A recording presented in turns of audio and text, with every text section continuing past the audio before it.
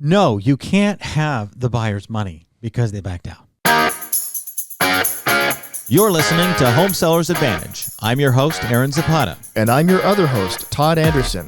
We are the Bald Brothers team at Impact Realty Group with Real Broker, and we are here to give you the Home Sellers Advantage. You can find us online at www.baldbrothers.tv. Again, that's baldbrothers.tv. Or you can call us at 833-305-BALD. That's 833-305-2253. So we get this question a lot, and the question comes from a seller. And so we thought we'd answer it for our general audience and also for any of you sellers who are working with us or plan to work with us. We want to make sure you have a clear understanding as to what happens with the buyer's initial deposit. Also known as the earnest money deposit. Also known as the good faith deposit. Mm-hmm. Also known as the money that they put into escrow to open escrow. Yep. Also known all as, of those will apply. Yeah, all of them, right? And so there's so many names for it. There's a number of names. And you mentioned before we started that we'd never actually talked about this particular issue on the show, which surprises me. We're at like episode number 79, I think. And we actually haven't covered this episode in its entirety. We haven't. So if you have questions about when you get to keep the buyer's money and not give them the house, this is the episode for you. That it is. So you are probably thinking right now, I opened escrow and the buyer wants to back out. And after you have the buyer back out, perhaps you're talking to somebody and they said, well, why didn't you keep the buyer's deposit? Yeah. So there's a number of things that we have to go over here in California with our purchase agreement because it's different than every other state. We don't know what other states are like. I do know what Tennessee is like, but this is different. Mm-hmm. Okay. And so the way our good faith deposit works in California is that it is a deposit that is used to open escrow. Mm-hmm. And escrow has to have money on hand in order to be considered opened. Yeah. And so when you go through a typical purchase contract, there's going to be a place on the purchase contract that says, how much money are we putting into escrow to open it? Yeah. So you mean the escrow doesn't just throw the money in their general account? Yeah, in their general ledger and mix it in with the rest of the funds? That would be commingling, and that is not that is illegal. Not acceptable. So what happens is a buyer and seller have an agreement, and in the purchase contract, there's an initial deposit amount, and that amount is used to open escrow. That goes to escrow, and it's opened. Mm-hmm. Now, it sits there in the trust account until escrow is told what to do with it. Yeah. And so the way the purchase contract is written, there are a number of contingencies for the buyer. Mm-hmm. The three main contingencies that a buyer has to satisfy themselves are the inspection contingency, the appraisal contingency, and the loan approval contingency. Mm-hmm. Now, the inspection contingency is one in which they review all of the seller documentation. Mm-hmm. They review all of the HOA documents. They review the preliminary title report. Mm-hmm. They do their home inspection. They perhaps negotiate repairs. And that is their inspections. Yeah. So that typically, when we're working, is the first inspection to be, the first contingency to be removed. Mm-hmm. And if you are selling your home, one of the first things that you will have to do as the seller is to provide your disclosures for the buyer. That's part of their inspection. So when Aaron talks about reviewing documentation, yeah, it's their physical inspections, but reviewing documentation. And part of that documentation is what you, as a seller, have an obligation to provide to the buyer. And that, yes. Sorry. Thank you. That's the way it works sometimes when we're doing these shows. I was thinking about my previous point. And so, yeah, you have to deliver those to the buyer. And if you're late, Mm-hmm. let's talk about that. If you don't get those to the buyer in time, yeah, they have 5 days to review those documents. So let's say that your inspection contingencies, when we talk about removing them, it means that the buyer has fully investigated, reviewed, and come to any potential agreements with the seller if there's going to be any negotiation regarding the state of the home, whether repairs are needed or any money back, that sort of thing. Removing a contingency means you've fully done all of that, but You can't do that if you haven't had a chance to actually review the document. So what Aaron just said, if let's say it's day 10, you're supposed to remove those contingencies, and now they've just gotten your disclosures as the seller, guess what? They can remove all contingencies, all the inspection contingencies, except for the review of that documentation. So there's a mandatory 5 days that they have their right to review the documentation that you provide. And they have up to 5 days. They can remove it before the 5 days, but they have 5 days. Yeah.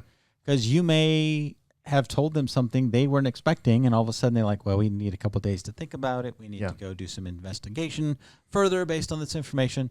And so they have up to 5 days from the date they have received the last required disclosure paperwork. If you are working with the Bald Brothers team, one of the first things after we have a listing agreement with you is our transaction coordinator will probably be sending you documentation to provide your disclosures even before you're in escrow, so that on day one, as soon as we open escrow, we can provide that to the buyer without any delay. Perfect. So the contract is agreed upon, the buyer opens escrow, that money is sitting there. They do their inspections, and they remove that inspection contingency. Now remember, there's 2 more contingencies. Actually, there's quite a few, but these are the 3 major contingencies. And going back to the first question that was posed at the beginning that Aaron said, when do I get to keep the buyer's money? Think of these as these are all mileposts you have to get through before you can be in a position where you keep the buyer's earnest money deposit, good faith deposit, whatever you want to call it, without giving them the home. That's right. So these are all safeguards for the buyer. Correct. To be able to get their money back. Yes. And so the next one is the appraisal.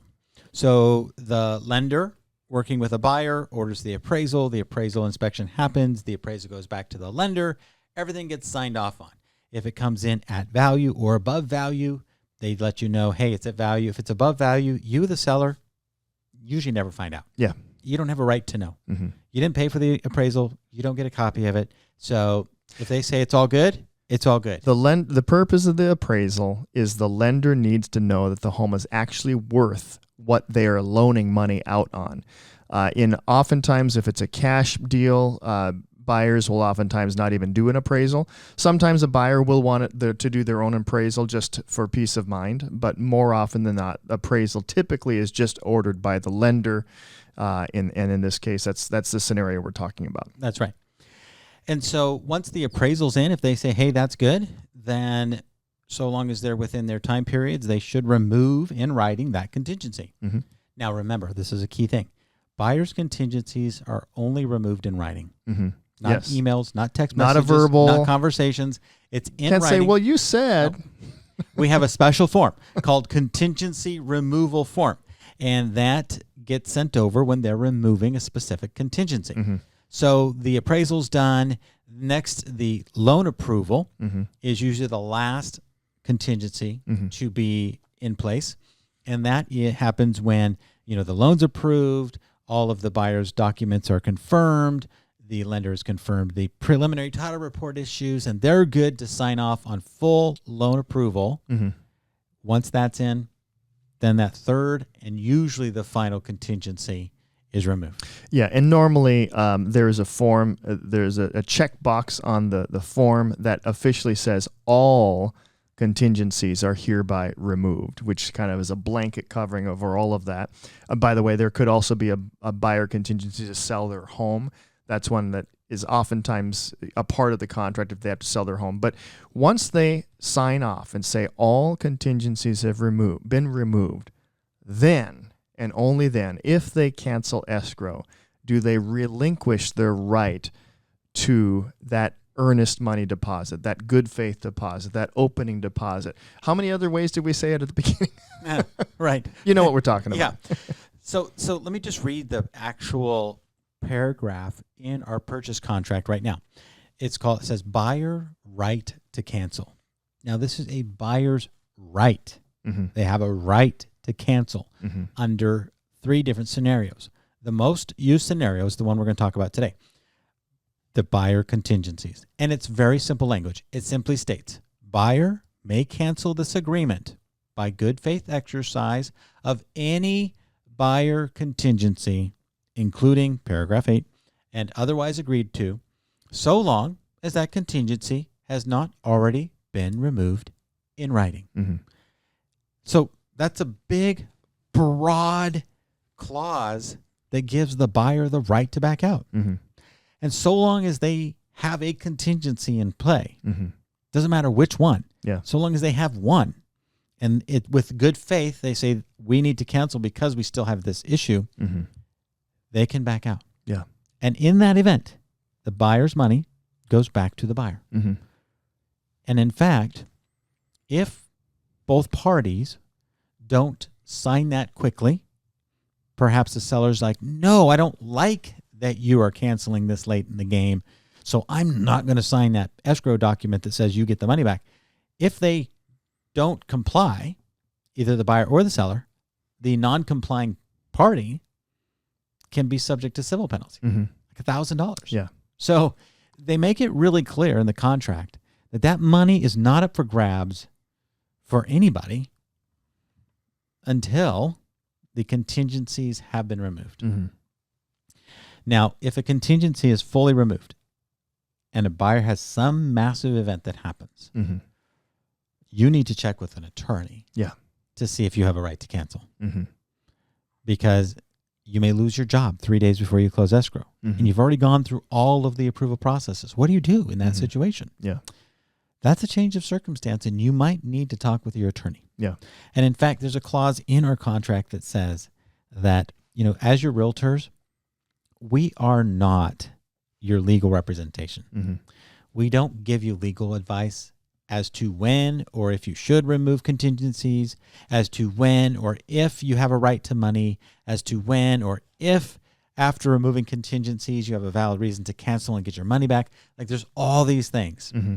And so we do recommend that if you have a question that is beyond the scope of what we've just answered, that you call an attorney, that you talk to them, and you work through it. Yeah. What we're describing is the normal transaction, but it is true that sometimes extenuating circumstances may happen, and like Aaron just said, consult an attorney.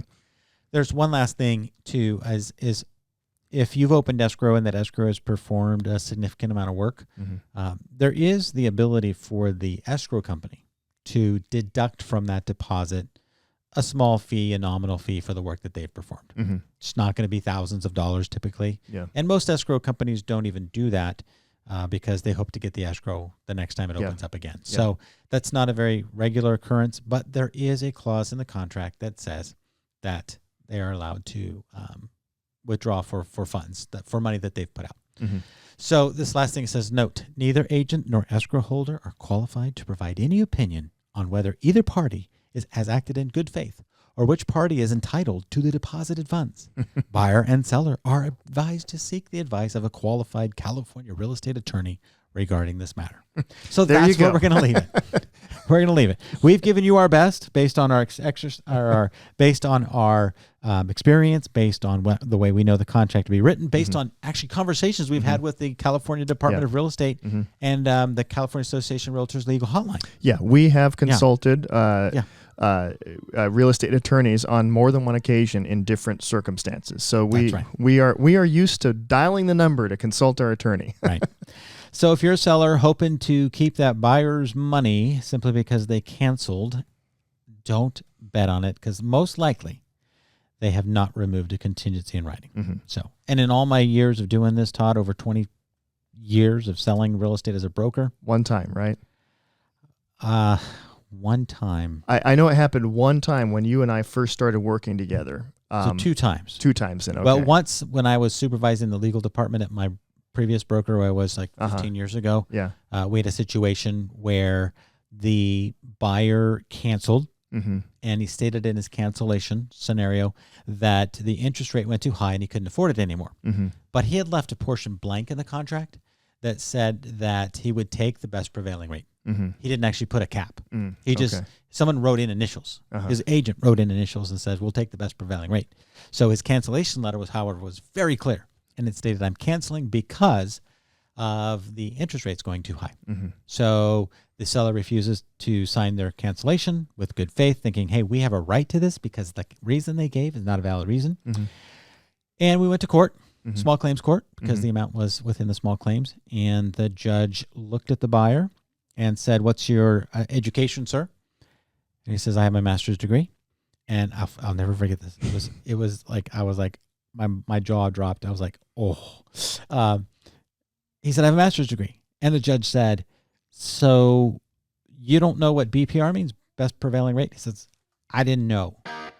And the judge said, "Are you in the habit of signing things with your master's degree that you don't understand?" Ouch. Oh, it was a sting. I was like, man, the judge was mad. Yeah. I don't even know if it was a male or female judge. I just remember, like, I can't remember You that. just remember the words. I just remember the words. They stung. Like, are you in the habit of signing things that you don't understand? Yeah. And you have a master's degree? Yeah. And it was, the gavel was right after that. I rule in favor of the seller. Seller gets the deposit. Yeah. Case dismissed. Case closed. Uh-huh. And it was done. It was that fast. Wow. And man, it was like, whoa, okay. And then I represented the escrow company and the real estate company, and the escrow had to then, get the money. Mhm. I'm not an attorney. I didn't represent them that way, but I was Yeah. there on behalf of the broker. Yeah. And so, escrow signed the check to the seller. Buyer walked away, penniless. Wow. So every situation is different. Every situation is unique. And if you're thinking about selling your home, we'd love to be able to help you walk through that process. I'm Aaron, And I'm Todd, and we're the Bald Brothers team. and we sell homes. Yes, we do. God bless you. We'll talk to you next time. Thanks for listening to the Home Seller's Advantage. The Bald Brothers team is a licensed DBA of Real Broker, licensed by the California Department of Real Estate, number 02022-092. Again, we do not give any real estate, legal, or financial advice. If you'd like to reach out to us, you can call us at 833-305-BALD, or you can reach us online at baldbrothers.tv. Equal housing opportunity.